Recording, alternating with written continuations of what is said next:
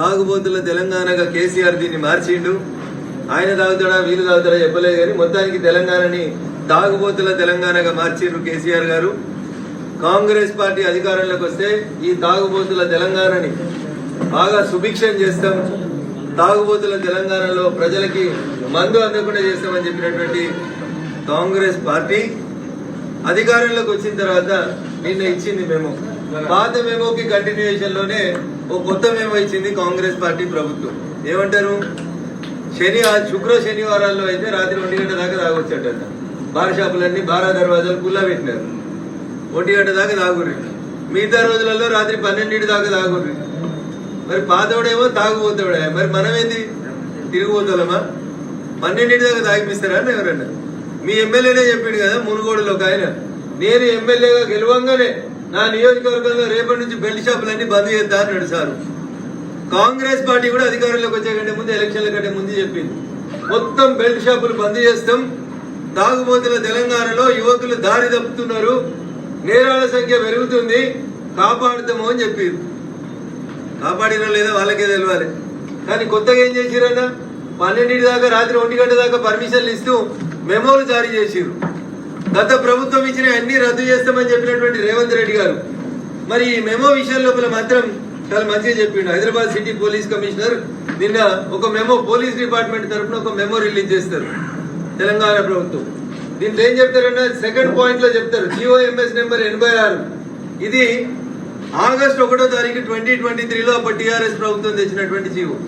దీన్ని కంటిన్యూ చేస్తే ఏమంటారు వీళ్ళు, the government vide reference to cited as permitted the business hours of the liquor shops, అంటే wine shops, between 10 AM to 11 PM. 13 గంటలు బారా దర్వాజా కుల్లా అన్నారు. ఎక్కడెక్కడ ఇది? ఇన్ GHMC భాగ్యనగరంలో కూడా పొద్దుగాల 10కి మొదలు పెడితే రాత్రి 11 దాకా వైన్ షాపులన్నీ కుల్లా. ఇది ఒక GO. And peripheral areas, GHMC పక్కనున్న పెరిఫెరల్ ఏరియాస్ లో కూడా మీరు 13 గంటల పాటు మీకు వైన్ షాప్స్ కంప్లీట్ గా అందుబాటులో ఉంటాయని చెప్పినారు. ఆగస్టు 1, 2023 అప్పటి బీఆర్ఎస్ ప్రభుత్వం ఇచ్చిన జీవోని రెఫర్ చేస్తూ మళ్ళీ ఇప్పుడు మెమో ఇచ్చిర్రు పాయింట్ నెంబర్ 2లో. పాయింట్ నెంబర్ 3లో ఏమంటాడన్నా, ఇంకా timings of week days excluding Friday and Saturday 10 AM to 12, midnight 12 దాకానన్నా. శుక్ర శనివారాలు తప్ప మిగతా రోజులలో పొద్దుగాల 10 నుంచి రాత్రి 12 దాకా తాగుండ్రి, తూగుండ్రి. 12 గంటల తర్వాత పోలీసులు టెస్ట్ చేస్తే అది పెట్టి ఊదితే మళ్ళీ ఇంకొక రకంగా ఇన్కమ్ ఇచ్చేది ప్రభుత్వానికి. అంటే రాష్ట్ర ప్రభుత్వాన్ని నడిపేందుకు ఖజానా లేని కారణం చేత ఇటు మందమ్మి అటు ట్రాఫిక్ పోలీసులను పెట్టి 2 రకాలుగా కూడా ప్రభుత్వం ఆదాయాన్ని పెంచుకోవాలని చూస్తుంది. ఇంకా బంపర్ ఆఫర్ ఇచ్చిరన్న వీకెండ్ లో శుక్రవారం శనివారం 2 రోజులు పొద్దుగాల 10 నుంచి రాత్రి 1 గంట దాకా తాగమన్నారన్న. 10 to 1 అట. కనీసం వారాంతంలో భార్య పిల్లలతో ఇంట్లో ఉండాలని కోరుకోవాలి. 7కే వైన్ షాపులు బంద్ చేయాలి, కానీ 1 గంట దాకా తాగేందుకు ఫెసిలిటీ ఇచ్చింది గౌరవనీయులు రేవంత్ రెడ్డి గారి నాయకత్వంలో ప్రభుత్వం. నేను సూటిగా అడుగుతున్నా రేవంత్ రెడ్డి గారిని, పోయినోడు తాగుపోతంటివి, పోయినోడు తాగిపిస్తున్నాడు అంటివి, మద్యం మీద ఆదాయం తెచ్చుకుంటుండంటివి, ప్రజల ధన మానాలని దోసుకుంటుండేవి. మరి అన్నయ్యలా నువ్వు చెప్తుంది ఏంటి? ఒక్క బెల్ట్ షాప్ బంద్ అయిందా ఈ రాష్ట్రంలో చెప్పాలి రేవంత్ రెడ్డి గారు ముఖ్యమంత్రి అయినాక? ఎక్సైజ్ ఆదాయం 1 రూపాయి తగ్గిందేమో గౌరవనీయులు భట్టి గారు, ఈ జిల్లా ఆర్థిక మంత్రి గారు చెప్పాలి. ఎక్సైజ్ ఆదాయం తగ్గిందా, మీరు వచ్చినాక పెంచుకున్నారు ఆదాయం అనేది చెప్పాలి. అందుకనే కాంగ్రెస్ మాట్లాడే మాటలు నోరుతోటి నవ్వినట్టు, నొసలతోటి ఎక్కిరించినట్టు ఉంటాయి తప్ప ఇంకొకటి కాదు. అన్ని కూడా ఆచరణ సాధ్యంగా అయినటువంటి మాటలే మాట్లాడి కాంగ్రెస్ అధికారంలోకి వచ్చింది. కాబట్టి నేను తెలంగాణ సమాజానికి సవినయంగా చేసేటువంటి అప్పీల్ ఒకటే, అది కాంగ్రెస్ అయినా బీఆర్ఎస్ అయినా అవి ఒక నాణానికి బొమ్మ బొరుసు లాంటి.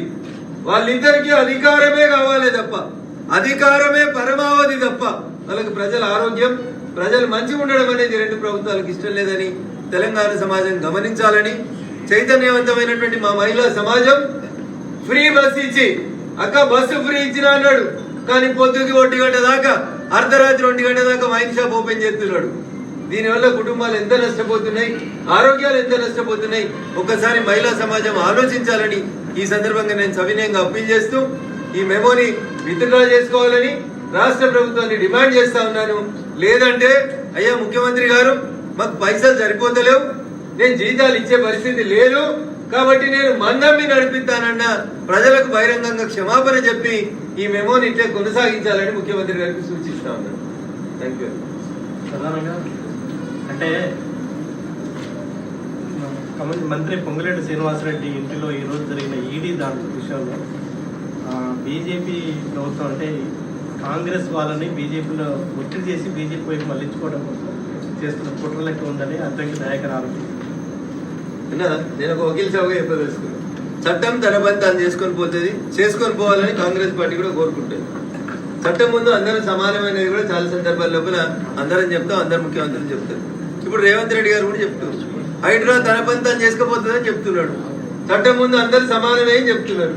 మరి పొంగులేటి గారి ఇంటి మీద ఈడీ రైడ్లు ఐటో రైడ్లు అయితే ఇలా కొత్తగా అయినాయి అన్న, ఇలా ఫస్ట్ టైం అయిందా అన్న ఇంటి మీద రైడ్ చాలా సార్లు అయింది. ఇన్కమ్ ట్యాక్స్ ఎగ్గొట్టిన వాళ్ళ మీద, అక్రమంగా వ్యాపారం చేసిన వాళ్ళ మీద, ఇల్లీగల్ గా విదేశాలకు వెళ్ళి గడియారాలు తెచ్చుకున్న వాళ్ళ మీద, తెచ్చిన గడియారాలకు లెక్కలు చెప్పిన వాళ్ళ మీద కేసులు అవుతాయి. అంత సాఫ్సీగా ఉండి కుల్లా ఉంటే భయపడ్డాడు ఎందుకన్నా? పొంగులేటి గారు బీజేపీలోకి వస్తారా ఈడీ రైడ్ అయితే? చెప్పమన్నారు మరి అన్న, ఈడీ రైడ్ చేసిరు బీజేపీలోకి రేపు పోతే నా మీద కేసులు ఆపమని అడుగుమని.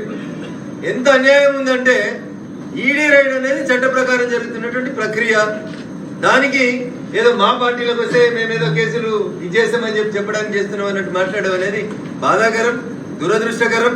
పొంగులేటి గారి ఇంటి మీద జరిగినటువంటి ఈడీ రైడ్లకి భారతీయ జనతా పార్టీకి ఎట్లాంటి సంబంధం లేదు. మీ వ్యాపారంలో, మీ కుమారుని వ్యాపారంలో ఎక్కడైనా ఇబ్బందులు ఉంటే దానికి సంబంధించి ఏమైనా కంప్లైంట్లు వస్తే అది ఐటీ అయినా ఈడీ అయినా ఇంకెవరైనా రైడ్ చేస్తారు తప్ప దానికి భారతీయ జనతా పార్టీకి ఎట్లాంటి సంబంధం లేదు. ఆడలేక మధ్యలో ఓడినట్టు చేసిన తప్పులు, తీసుకున్న అప్పులు, అక్రమంగా విదేశాలకు వెళ్ళి తెచ్చుకుంటున్నటువంటి లోన్లు, డబ్బులు ఇంకేమన్నా ఉంటే బరాబర్ ఈడీ వస్తుంది. దాని గురించి భయపడాల్సినటువంటి అవసరం లేదు. ఏం లేకపోతే కడిగిన ముత్యం వల్ల బయటకు వస్తారు, ప్రశాంతంగా ఉండండి. ఏదైనా తప్పు చేస్తే ఖచ్చితంగా కటకటాలు లెక్క పెట్టాల్సిన సందర్భం వచ్చినప్పుడు దానికి చట్టం ముందు అందరూ సమానమే. మీరు, మేము, ఈ పార్టీ, ఆ పార్టీ, ఎర్ర జెండా, పచ్చ జెండా, 3 రంగులు, 2 రంగులు, దానికి చట్టంకి ఏమి ఉండయన్న. రంగు, రుచి, వాసన ఉండదు చట్టానికి. ఎవరి మీద అయినా కేసు నిర్దేశించబడినప్పుడు ముందుకు పోతేనే ఉంటుంది. చట్టం తరపున తాను చేసుకుంటూ పోతాం.